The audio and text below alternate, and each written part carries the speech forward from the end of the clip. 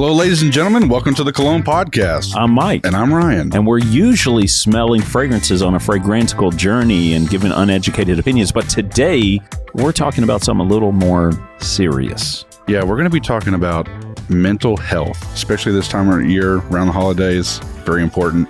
Right. I think while we see happy, sugar plums dancing at people's heads and stuff, sometimes it can be a little bit more on the difficult side, especially if you're kind of like me.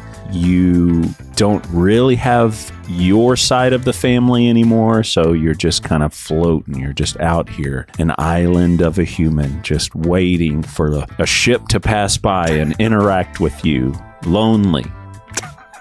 I'm not trying to laugh. I'm sorry. No. Like you're being a little animated for it, but I get what you're saying. I am, but on the real, it can be hard at times. And so we actually talked about doing this episode. I was listening to another podcast. Hold on one second. I hate to interrupt you.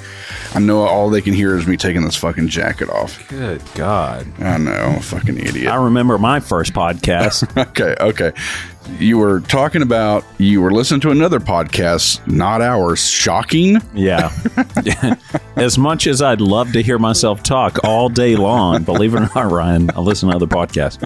And they said in the U.S., the number was 3 times more likely that a male would commit suicide than a female. And now it's grown to 4 times more likely. So 4 times the amount of men end up committing suicide compared to women. It was like about men's mental health. And I thought, we have the majority of our audience, not that this won't be for the ladies as well, but the majority of our audience is men. And I think it would be healthy to take a break and talk about that. And also, as we've tried to open this up and make this a community, this is us saying one more time, if you're out there, you feel alone, we got an email, hit us up. Yeah, reach out. We'd be happy to hear from you and to respond to you as well. And we've had listeners throughout the last almost 3 years now, reach out and kind of say that you guys' friendship has really helped me go through a dark time because I felt alone and now I feel like I have a new set of friends. Yeah, what we have is probably pretty rare. But before we kind of get into that, I want to ask a question, which I think we both know the answer to, but why do you think men are 4 times more likely to commit suicide? I think because I will use a comedic phrase. Okay. Chris Rock says this, and I'm not saying that it's true, but I'm saying it could definitely feel like this. Yeah. He says that only women, children, and dogs are loved unconditionally. Men are loved as long as they're providing something. I feel like that's pretty true. And so I think at times we feel like if we're not serving some purpose, then we're not either worthy of love or we're not receiving love. Yeah. And that could be set up by certain relationship dynamics that are unhealthy, or it could just be our own mental state that makes us feel that way. Maybe it's not true. Maybe we are receiving love, but we don't feel like we're worthy of it because of a place that we are mentally. But either way, I would say the broad understanding from men is kind of that, right? Yeah, I agree with that. And kind of like touch on it a little bit. I feel like, you've discussed this. You were raised by your grandmother. I was raised by my mother. Both of them fantastic women. You realize once they're gone, right, that's like the last. Yeah, we've had this conversation. Did we have it on the podcast? No. Okay. Just you and I were kind of saying that. But it's like, we realize like that's the last like unconditional love, right? That for us as men that we're probably ever going to have. There's just nothing like it. I have a daughter. She loves me. I love her. My love for her is unconditional. Right. And I'm sure she loves me just as much, but it's so much different than when a mother, a nurturing character, cares for a man, because out here in the real world, outside of them, we never got that. Yeah. It's more of like they look at you from like your mom, my grandmother's standpoint, and they go, I am not giving up on you. Yep. I am not leaving your side. Mm-hmm. But anytime you get into a relationship, you know that if you, for too long, do not produce results, that person can easily go, I'm not getting whatever avenue it may be in. I'm not getting what I want. I'm not getting what I need. Yeah. Therefore, I have the right to walk away. Yeah. That's kind of hard. It's very hard. It's such a different dynamic than what you grow up with most of your life. Right. And then when that's gone, it's so gone. And it's kind of funny just as humans that both sides just can't like step outside of a box and kind of realize how I would think a majority of men are kind of raised. Yeah. And know like they were nurtured by their mother. Their dads were always like, hey, pull yourself up. Don't cry. All that shit. You know what I'm saying? Yeah. We're kind of built that way. Yeah. I think that is also what makes it more difficult for us to receive something from other people because we've been made to not be a burden. Like we've been told, stop crying. you know? Like you're making everybody feel awkward. Yeah. Did you just trip and knock your teeth out? God damn it. Yeah. You're making a scene right now. Rub some dirt on it is what, we heard as a kid. Yeah. Just rub some dirt on it. You'll be fine. I'll say my dad, though, luckily has always been a little bit less like that than most fathers I've seen growing up with their kids. He still had his moments. And I'm even guilty of it. With my stepson, there's been times where I'm like, man, maybe I was a little too harsh. I'm like, man, you're crying about that? But it's like we have to straddle the line between loving them, but also preparing them for what the world is going to be like. Yeah. Because that's what we know the world to be like as well, which is nobody gives a fuck. Nobody. I don't know how it is for women all the time, but just from a man's point of view, when you get out there in the world, nobody cares what happens to you. Yeah. I mean, maybe that's kind of a dark way to say it, but the majority, I think people that love you obviously want good things for you, but the rest of the world doesn't give a shit about you or your burdens or stress, whatever. They don't care. Yeah. So if I put the magnifying glass on that, I think the example that you kind of gave with your stepson, which is, was I too tough in that moment? Yeah. You're reflecting the things that we're seeing, or at least what we feel like out there, which is no one cares about your feelings. Yeah. Just perform. That's how it feels, man. So I think ultimately that's what this podcast episode is about. And finding a way to navigate that. Because another thing they said on this podcast, and I don't know if I feel this 100%, but I do agree to some point, is that like they say men's mental health is treated a lot like women's mental health, which is you are worthy, you are good enough, you are loved. And they're saying that men need to feel capable, powerful, in control. And it kind of argues the question of, do you want to be loved or respected? Because it's like, I don't care if I'm loved. I want to be respected. But why can't the answer be both? I was just about to say, why can't it be both? Yeah. I hear that a lot. Like men go, I don't care if you love me, you will respect me. You will salute me, But I feel like the answer can be both. Why can't we be loved and respected, I don't know, man. It's such a wild world, dude. That's so strange. Also what we need to kind of touch on and not kind of neglect is that not necessarily just our health, but everybody's health during the holidays and people that have lost loved ones that you're not going to get to experience these holidays with ever again. It's so devastating. It's devastating. Isn't it funny when you're a kid? Remember, we're kids, we're excited to run downstairs and see what Santa left and everything. Right. It's like, I think back, I think about like my parents, they lost loved ones, moms, dads. And it's like, once you've lost that, when I lost my mom 4 years ago, that was like, a few months before Christmas. Right. God damn, it was brutal. It was like, she's not here to enjoy this. My children are not here to enjoy her.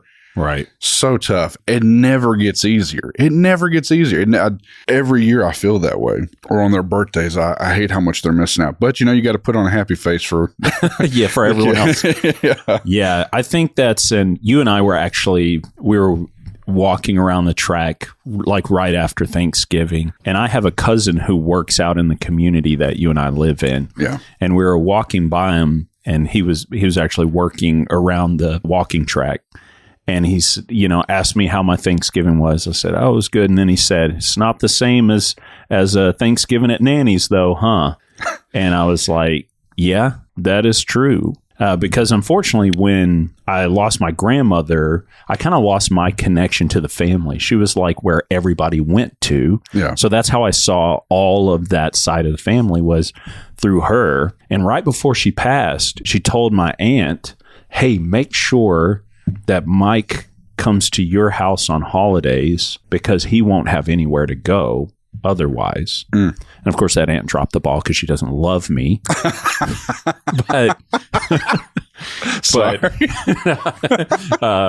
no, but the point was being like, now on holidays I really it's like I'm not going to invite myself over to people's houses, so I've really just kind of lost contact with my side, Yeah. So I don't I feel like there are other people like me that don't have anywhere to go, which is okay, but it can be hard sometimes. No, I totally get that. It's strange to me. It's probably why I've had depression a little bit in my life, because me and you kind of came on that last bit of that generation of like when we were kids. It was nothing for you to travel to go see family during the holidays. Right. Now I feel like nobody does that as much. Yeah. They just trust me, you don't.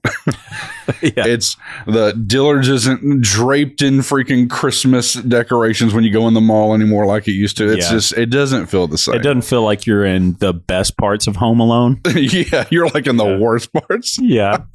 You're like, alone in a big city without family. You're like, people are trying to kill you. You see Santa Claus getting off, clocking out outside, getting into a beater. Yeah. Smoking a cigarette. Yeah. That's how it feels now. But but no, it is like a big part. Like you grow up and you have this solid foundation, if you will, of your family and what you know. And then as you get older, you realize, and I think this has probably happened over time with probably every generation, but as you get older, things start to kind of drift away. You don't lose people necessarily just because of death. Sometimes you just grow apart with other family members, or like in this case, your grandmother passing, then it's like people that should have been like, hey, let's step up and talk more. You don't. The tough part is like, it isn't their responsibility though. It's just not. because my grandmother was like, man, I'd really like for this to happen. I also get why it doesn't happen. It's not their responsibility. And I wasn't like their kid. I was, very much like one of my grandmother's kids. So I understand that. But it does make the season more difficult, especially because now I basically just go to her grave on holidays, which is a weird feeling. It's like a good feeling and it's a hard feeling, but it's a sobering feeling. But let's slide into the friendship aspect, because I want to give a little bit of story about me, and I hope that a lot of guys aren't vibing like this. But before you and I really became really close, and then also there was one dark season in our friendship that I was very, very depressed. And I think what a lot of people do is they put the smile on for everybody. They're the Robin Williams out there that make everybody laugh and they look the happiest. There's actually this commercial about like depression, and it's two friends, and it shows them on the bus ride to like a big sporting event. Yeah, I've seen which one you're talking about. And go ahead. Yeah, one of the friends is like quiet to himself. The other person's got freaking clackers in his hands, and and he's like wearing a big spindle hat, and he's like laughing with everybody. And they go to the game, and everybody has a good time. And then it shows that like one of them has committed suicide, and then it just shows a friend like putting the hat on the seat. Yeah. And it was the happy guy that had committed suicide. And then the sad guy was the one where it's like, some people just don't show how they're feeling, and you would never know. Oh, yeah. And I was very much that guy, where now I'm a little bit more disgruntled and I'm a little bit more outward with how I'm feeling. But there were a couple of things that really got me out of that really, really dark season. One was our friendship. And then the other was I just started walking a lot. Yeah.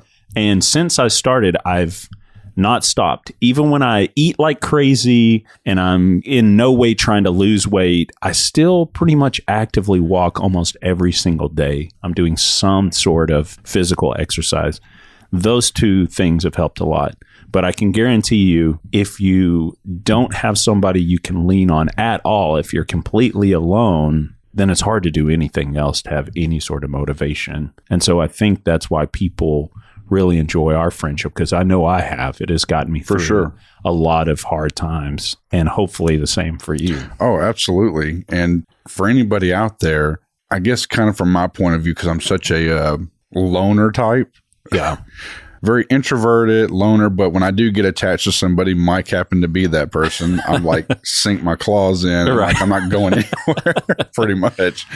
It also is kind of a two-way street for people out there. Know that sometimes you're going to have to let your guard down and be open to other people, because Myke is he's crashing through your fucking life, whether you like it or not. Yeah. And so it's like, for me, it was in the beginning, I'm not going to say it was hard, but I was really bad about my communicating with him, or, how I would hang out, and I would need to recharge and just couldn't like voice my opinion about that. Like I felt like he was going to fucking judge me, but it is kind of a two-way street. And I know there's other people out there just like us that you can have a friendship and camaraderie with about life, but it does take you having to pull your walls down and to say things that you might not be comfortable with. Because that's one thing as men, we are so terrible about. All of us are terrible about opening up. And maybe it's just trying to find that right person, you can kind of like talk to about, and, know it's going to stay between you two. But I don't really have anybody else that I can open up like that to. Yeah, that's, for whatever reason, guys, we need like the ability to really be vulnerable, but we rarely can, or we rarely feel like we can. Because I have other guy friends that just aren't as close. And at times I've tried to be close with them and like open with them, and it like got really cringy really fast for them. And then we stopped being as close friends because it was like, Myke's a puss. Like it gets into that territory. I remember one of my friends, we were in like a friend like group kind of hanging out. One guy was going through some shit, and he just kind of started opening it up. Yeah. And one of the other guys said, just fucking drink beer like a man.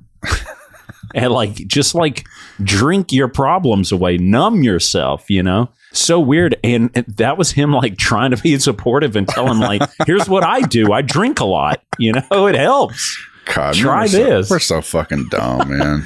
But friendships are very much, you get out what you put in. And not every person is really open to having that type of relationship. We just lucked out that you and I are both like kind of sensitive dudes, and we lined up at the right point to where when we were able to be vulnerable. And it took time. We've known each other for a long time now. Yeah. It took time to even get this far. You can't just jump into the deep end at one. The first day I met you, I was like crying on your shoulder. You'd be like, God, get me away from this guy. But we've worked up to the point where, the more you put into the friendship, the more you kind of let the walls down, the more you're going to get out of it. I'm not trying to pick on, whoever you out there in a relationship with somebody. If they have a problem with you spending time with friends. Yeah. And I will say one caveat, though. If you're just going out to go drink all the time, right? I'm not like shaming you for doing that. How you're spending your time with your friends, as well. Yeah. If you're doing regular, some chill shit, right? Real bonding type stuff. Like if they got a problem with that, I don't want to say like be an asshole and address it, but that is kind of a problem too that a lot of men find in relationship is that their significant others are not comfortable with them stepping out for even a second, which is so weird. I don't know why that is, because I've always been very just like, oh, you're going to go hang out, supportive of that. Yeah, which is weird too. Yeah, like if you're a guy and you're hanging out, and let's say you and your friends go to the bar and you're actually kind of chasing tail and you're in a committed relationship. Yeah. Like obviously your partner would not be cool with that, and it makes sense that not to. That does make sense, yeah. But if you've been very clear at like, oh, me and Ryan are going to go hang out and do this specific guy thing, Yeah. Whether it's if we're going to come to a podcast or we're going to go smell fragrances or we're going to go out to eat or we've get our nails done. Yeah. Hey, we've gone and, we went to the spa, we hit the sauna, we had massages, and then we ate some gummies and ate everything else after that. So, I mean, we've done, guys' time. I think, but it would go the opposite way too. If you're a partner, you could tell like, oh, I can trust them, but they need their own personal time, But if your partner is going out and going to bars and the same type of thing, we're basically saying you're not asking to go act single. You're asking to actually have relationships with other people. And that is okay. And have friends, and that is 100% fine. And if they're not okay with that, they're assholes. Absolutely. But if you're using that opportunity to go do things, if you are saying you're in a committed relationship, you're going to do single guy things, then you're the asshole. Absolutely. I think we play both sides of that perfectly. Yeah, good. Okay. Just making sure. But 100% that I'm at that point where if I'm not allowed to pour into and invest in your and my relationship, it will determine how I handle other romantic relationships, because this is as important as if you were my brother, So how do they help themselves, Ryan, if they're feeling down right now?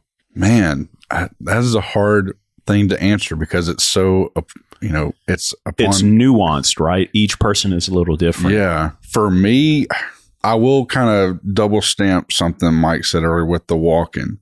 If you are kind of feeling down, simply just going walking every day for 30 minutes minimum, I promise you will make a huge difference. When I was a lot younger, going through high school, I suffered, and I still suffer with it. I'm such an introvert. I have social anxiety. I'm not trying to make fun of anybody when I say this, but I'm not like weird about it anymore like I was when I was younger. I don't let it affect me. It's there, but I just kind of push past it all the time, if that kind of makes sense. Yeah, you kind of live with it better. Exactly. I've understand to live with it better and know what I need to kind of, decompress and to be able to refuel my energy to take on, me. Yeah, that or public events and stuff. Right. But when I was growing up, it was really tough. School was really tough. I had such bad anxiety. I felt like everybody was looking at me all the time. Of course, you find out when you get older, nobody gives a fuck. Yeah, no one cares. I could be bleeding out in the street and people would just step over me to get their McDonald's. Exactly. Yeah. Like, get a job, you bum. Yeah, pretty much. Yeah. But I went to different psychologists and psychiatrists and, counselors during that. And I actually found one young lady in the town we were at finally after multiple ones. And she got me. And that's why I'm kind of trying to say this a little bit. It's like you were saying, it's kind of nuanced. Everybody's different. She understood my capability, what I take in information wise. And she just showed me in the actual book, learning, what they've learned from. This is what you got. And this is how it kind of happens. Right. And she was like, I just try this, because she knew that I didn't want to be on medication. That's another thing. Us as men are very, I don't want to have to live on this thing. Help me live, Mm-hmm. So she was like, look, take the medicine. I want to say it was Paxil or something at the time. A really small dose. I was a kid. But she was like, I just challenge you to just go walk every day, and then we'll slowly wean you off. And we did that. And I just saw how much walking really does help. Now, look, I'm not in great shape.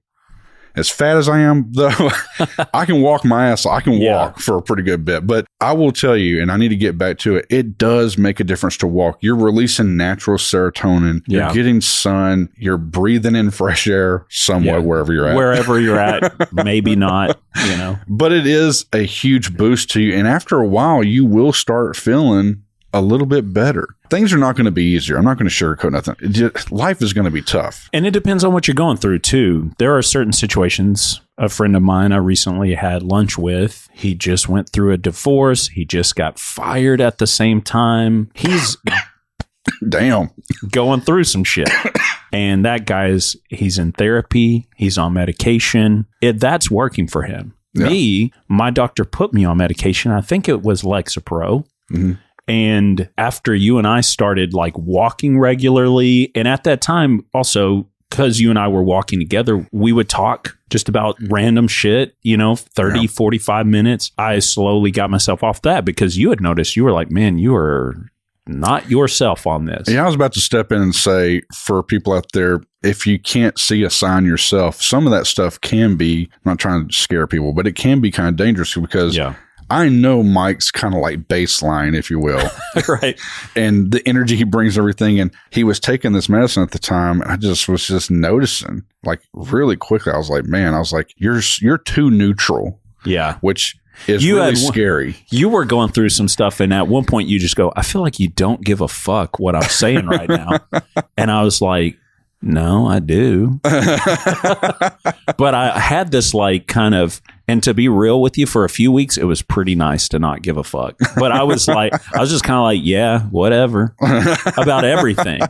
And that's not me though. Yeah, it's not. And that's why I tried to tell you then, I would tell anybody now is like, you're going to have issues in life, but it's to live in your own skin and how you are. That's why I'm like, I'm not anti these type of medicines because I think they do serve a purpose. Yeah. Like I said, my friend, he's really going the medical route. Yeah. It works for him. Yeah. He's in a far better place. Yeah.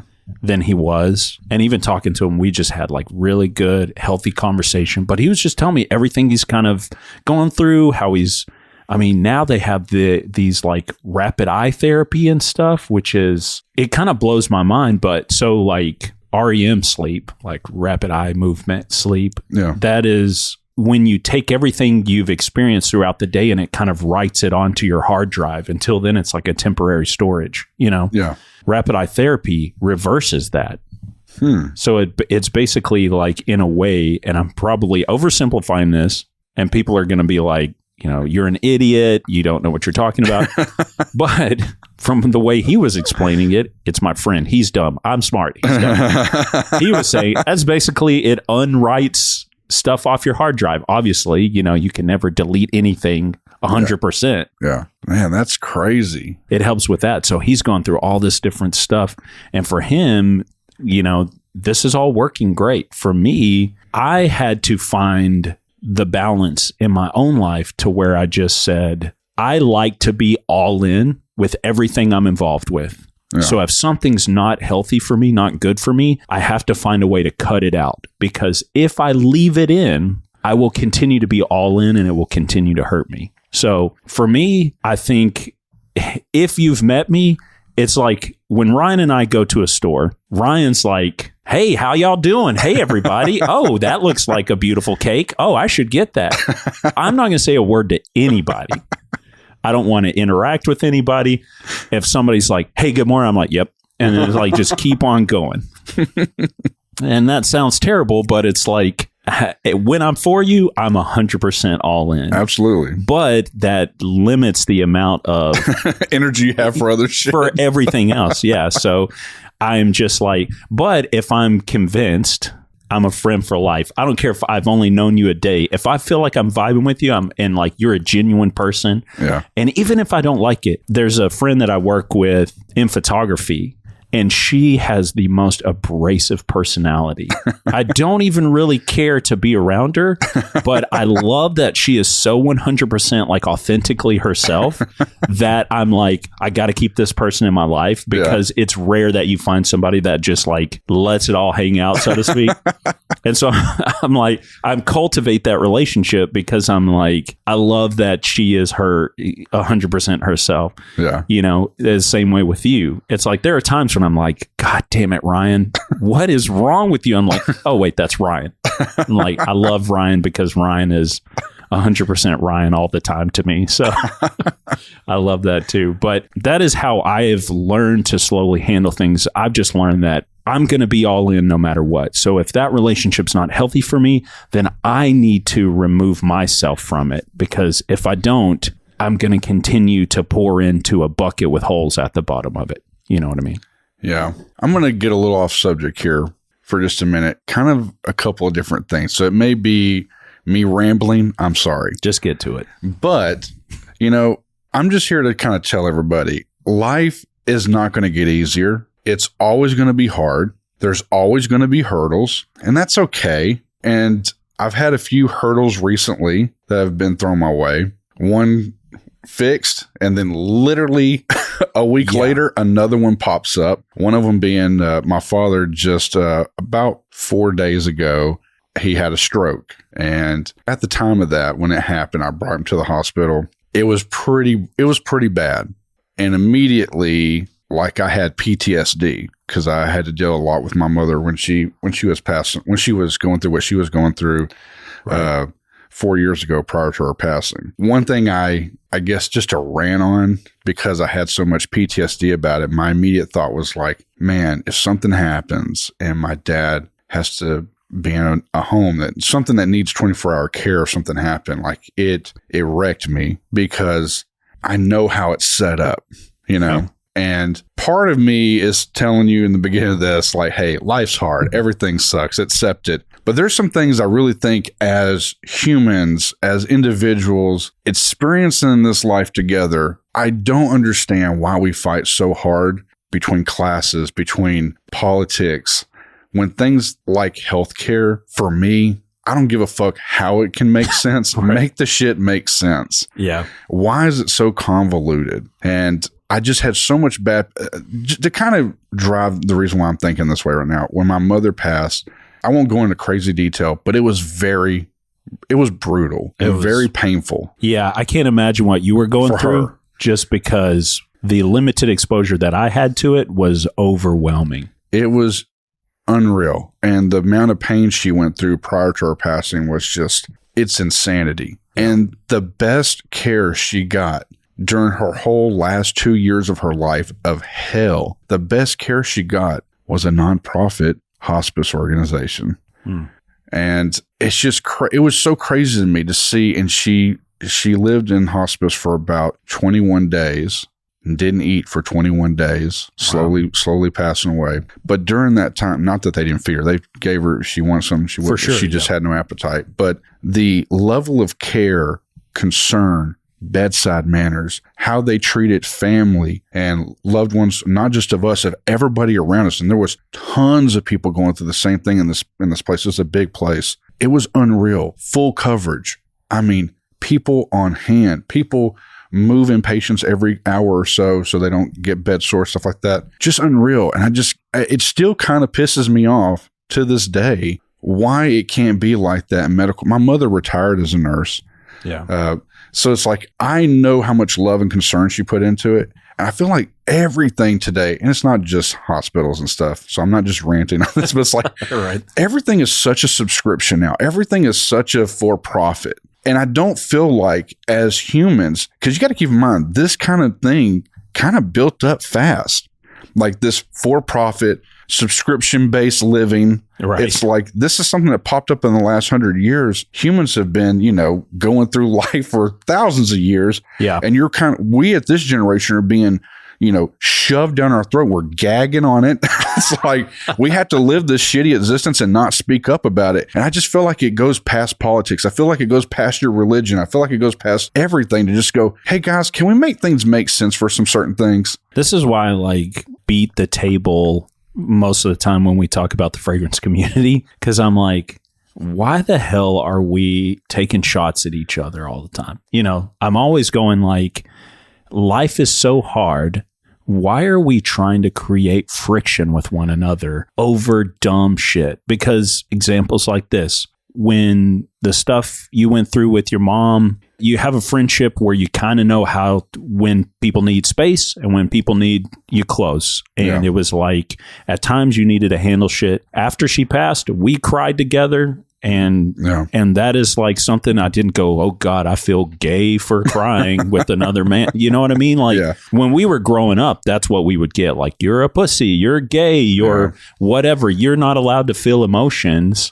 And I think what you're kind of highlighting is life, no matter what, is going to be hard. You've got to learn to navigate your emotions, to cultivate relationships where you're allowed to feel those around people, and you can get whatever kind of support you need.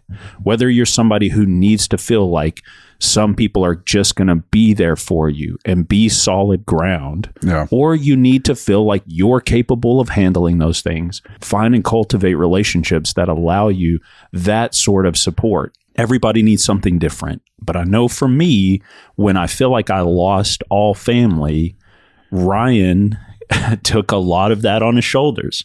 There are times, I mean, we were already close, but after you went through that with your mom, and then right before that, I went through that with my grandmother. Now you and I talk to each other 10 times a day, probably. We call each other every single day if we're not sitting down. And I'm not saying everybody's going to find a friendship like that, because you may have brothers or you may have family members or whatever. The point is, though, you can't be out on an island by yourself. We are built for community. So find ways, even if it's through a stupid little hobby like fragrances, find ways to connect and interact with people, build strong relationships. That's my goal. If I meet people, I met 100 people at Essence, but there were 3 or 4 guys there that I was like, man, I really jive with these guys. I'm going to do my best to build a bridge, to become friends, be a support system, and I'm just going to let it all hang out. I'm going to let all my energy and emotion and who I am, I'm going to just put it all out there. And some people vibe on that and they go, oh, this is cool. This guy's really helpful, or he's really nice, or he really cares. And some people are like weirded out by that. Oh, this guy cares too much. That's weird. I think the more genuine you are, you'll find people that will like that, and the ones that don't will be repelled by that, and they'll just go away. And so what? But don't fight for those relationships either. Yeah. If somebody is like weirded out by the fact that you really want people that care as much as you do, you really want people as invested as you are, and they don't want to be that, I've just learned over time, just let them go. Yeah. Because I've had friendships that I've tried to make work that way. And over time, it just hurt. And then after a while, it's just like, I just got to let those go and really connect. And it means that you probably won't be as close with as many people. You'll have a smaller, closer knit group of friends, but those friends will be there for you. I will have to say, for somebody like your personality type, very outgoing, extroverted personality, that probably is a lot tougher. For me, that kind of stuff is like, great, I don't have 100 people I have to talk to, Right, yeah. I'm like, I just got Myke, I'm good, but it probably is tough wanting to have, not saying that you don't like what you have here, but I'm saying I think your personality type, you probably do like to have a network of support, I think the way we interface with different people, like my version versus your version, is like, yes, like I want to, whenever I'm interacting with somebody, I'll give you a brief moment where we can be surface level. But if we spend enough time around, then I'm going to want to be real. Yeah. I'm going to want to I'm like that guy you see on like speed dating shows where it's like, can we just cut the bullshit? I want to get down, where's your trauma at? What do you love? What are your life goals? I mean, at one point I remember I had even at this point, me and Steve had been like messaging back and forth for a while. And I messaged him. I was like, so what, I was like, man, you really killed those fitness goals, man. What are your life goals? Tell me what you really want out of life. And he's like, what? Are we on a date right now? That's kind of weird, but that's me. I'm like, I want to dig down deep, and like, I will let it be surface level for a while, but after a while I'm going to go like, hey, if we're going to be friends, I'm investing in you. And if that's weird, then cool. Now I know the line, and now I know, like, I'm not going to pour in as hard if that's weird for that other person, but I'm looking for those relationships where we can cut to the chase, be real. And that helps me. That makes me happier in life. I hope this episode was helpful to at least one of you guys that listened to us. It may have been all over the place because Myke hit record and then he was like, I guess we're going live, huh? And I was like, well, hell, do we need to plan this? He's like, let's see riff. Yeah.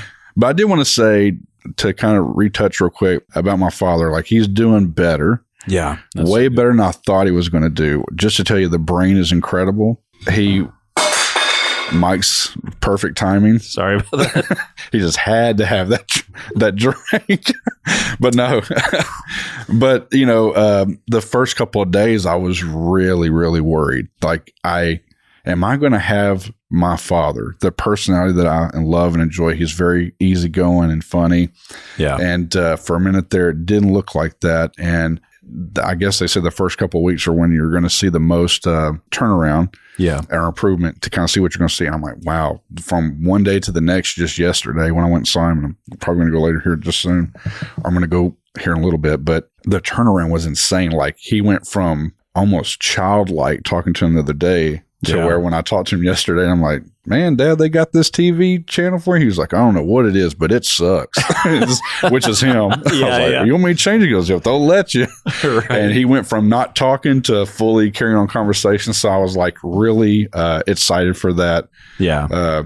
I think he's going to actually make a good turnaround. They feel that way. They think it's just going to be like a couple of weeks in rehab, just kind of redeveloping a couple of things. But yeah, for people going out there, you know, the reason I brought it up is because you're going to have hurdles. I was just throwing one just now right before Christmas, and I already get upset about Christmas time just 'cause I don't have my mom here with me anymore. And so this is just another like, God damn, it's just this is how it's going to be. Like I'm realizing as much time as I actually spend with my dad, I spent a lot of time with him. We watched the football game this last weekend and having fun. You know, even as much time as I spent with him, I was still like, man, I didn't spend enough time with my dad. Like, is this it? You know, it's never enough, you know, when you look back, because it goes to like the quality of the time versus the quantity of the time. Yeah. I had that conversation because there was recently a meetup of, you know, different photographers, and I went and they were talking. A lot of them are female because, you know, it's kind of a female type thing now. Yeah. And they were talking about when they hang out with their kids, they've always got their camera and they're always snapping photos, you know, but they had kind of hinted too that a lot of them are married, that their husbands work, you know. Yeah. And so I'm like, well, I'm the only provider. And so when I'm with my kids, I really have to focus on the quality of the time because the quantity is such less because I have to constantly work. So I never bring my camera. We had talked about that one time because you had taken a video of like our kids all went to like a 4th of July thing. And I was like, God, I wish I had more videos like that. Cause it was like it was high quality video, you know? Yeah. And I forget how you said it, but you were basically like, look, no, you're really good at like being in the moment with your kids. Yeah. And I think for me, I've tried to be that as much as possible. I've tried to be as present as possible. And they're old enough now where sometimes I have them help me at certain jobs, you know, and they have fun and they make hella good money and they blow it on Fortnite bullshit. But, you know, so just finding that time to really enjoy them. But life is going to continue to be hard, and we've just got to make the best of it that we can. And when it comes to the mental health thing, unfortunately, there's not going to be a whole lot of people that care about your emotions and what you're going through. So one, you really have to care about yourself. And then two, I feel like you really need to find those type of people who will really care. And it's hard. We've been friends for a long time, but not friends our entire lives. So there were still plenty of decades of, you know, blindly groping through before you find that one person that really just connects and you really have. And unfortunately, there are probably guys out there that are 30s, 40s, even up older than that still don't have that really close relationship. And when you're younger, it's like important to probably have that role model, you know, so that you're like, you can direct your path in the right direction. But now when we're this age, you kind of just need that buddy. You know, that not that we couldn't benefit from an older gentleman that can help us, you know, but I think now the most important thing is just really finding that person that's just going to like band together with you and go like, I'm in the trenches with you. We're going to, whatever it's going to take. You know, there's been plenty of times where I've called you or you've called me and it's like, I need to get here. I need you to pick me up. I need to whatever.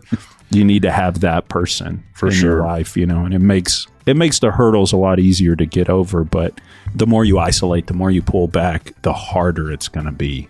You really need community around you. And to kind of harp on community, and let's close it with this. If you guys want to write us, please do.